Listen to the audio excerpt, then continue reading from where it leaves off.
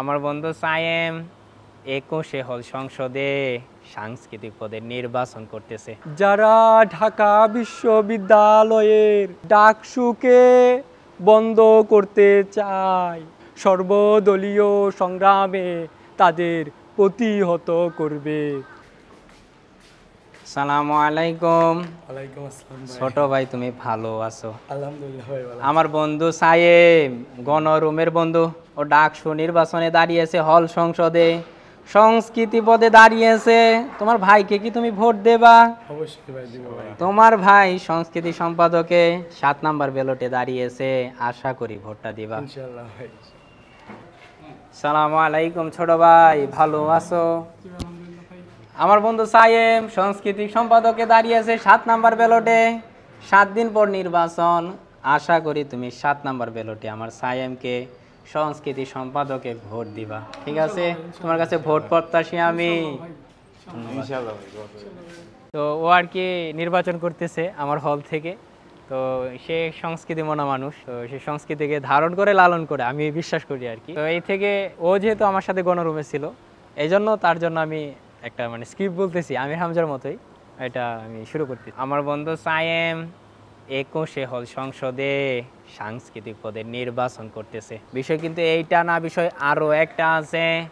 আমাদের দেশে ভারতীয় যে সংস্কৃতি প্রচলিত আছে, পশ্চিমা যে সংস্কৃতি প্রচলিত আছে, বিশেষ করে হলে, এইগুলো আমার বন্ধু রুখে দেবে। বিশেষ করে যে উল্টা ছাতাগুলো, কিরণমালা, কটকটি, তোমায় আমায় মিলে, বোঝে না সে বোঝে না, এই নাটকগুলো, এগুলা কিন্তু আমাদের যুব সমাজ এবং মেয়েদের নষ্ট করতেছে।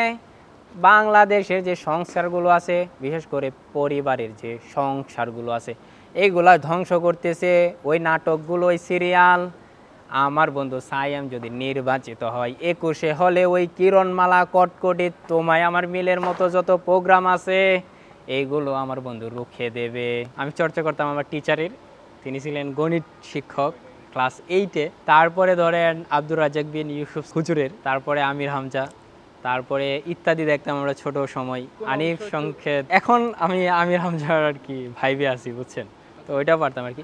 তারপরে আমাদের এই যে ইউটিউবে একটা আছে পাগলা ডাইরেক্টর, ওর কণ্ঠটাও নকল করতে পারি। তারপরে আছে আপনার উবাইদুল কাদের।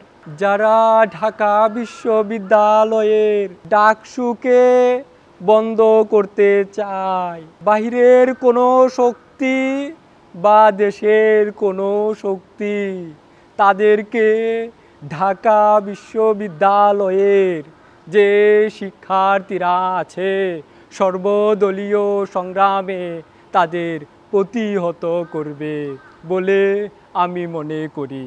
হোক তা বিদেশি ষড়যন্ত্র বা বিদেশি অপসংস্কৃতি। তো আমির হামজা হুজুরের তো মোটামুটি সব কিছুই পারি, আয়াতের রেফারেন্স দেওয়া এগুলোও পারি। তো ওনার একটা ফার্স্ট মশিউর রহমান মল্লিক না কি যেন একটা নাম, ওনার একটা গজাল আর কি শুনছিলাম এরকম, সুন্নাত শুধু নয় খাওয়া শেষে মধুপান, আরো কিছু সুন্নাত আছে তুমি জানো কি? জানলেও জীবনে কখনো তা মানো কি?